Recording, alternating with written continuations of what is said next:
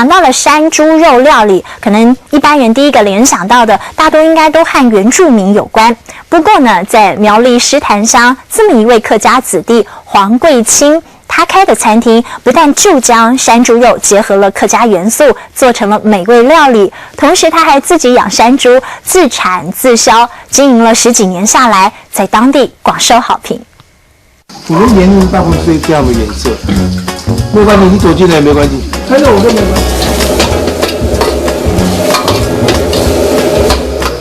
黄老板才走进猪圈，山猪们马上围了过来。因为圈养的，所以不像野生山猪这么凶狠。跟人接触久了就会乖了，好像我们这家里那边宠物都可以摸它。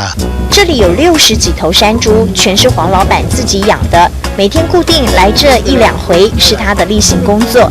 黄贵清，苗栗狮潭乡的在地客家人，虽然不是原住民，从小常常跟着家人上山打猎，只是山猪数量越来越少，黄老板干脆决定自己养，自产自销。60年了哦，60年了，但是很多的时候200多条啊。好，现在我们是不要繁殖太多，因为不好销啊。热爱料理的黄老板还开了山猪主题餐厅，因为只有他最了解山猪肉怎么煮才美味。煮汤的厚一点，那个用炒的、用凉拌就薄一点了。光是肉片的厚薄都大有学问。进了厨房，黄老板展现大厨架势，从小就喜欢料理，更造就了他的好手艺。大量的姜丝、辣椒还有葱段，山猪肉炒沙茶，没2、3下就完成了。山猪肉咬劲十足，这道菜最适合下饭。黄老板还说，其实他都会在山猪料理中融入客家元素，也是纯粹也是比较做客家的做法，所以说我们放的都是姜丝、葱段、辣椒，还有那个9层塔。山猪肉总会被认为是原住民的料理，但是透过了黄老板的巧手，成了另类的族群结合。另一道凉拌山猪肉片，吃起来清爽不油腻，也是他的招牌菜。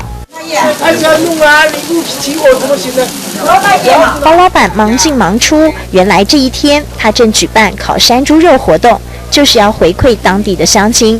不只得要招呼客人，还要紧盯烤山猪的进度。要烤2个小时哦，再皮给它扒掉。烤全猪得不时的翻动才会熟。这场烤肉会让小小的庭院里变得好不热闹。在黄老板身上，我们也看到客家人的好客精神，以诚待人，想必就是他经营餐厅10几年来的成功之道。山猪肉的扎实带劲，用客家风味装点，圈养出好品质，烹调出好风味。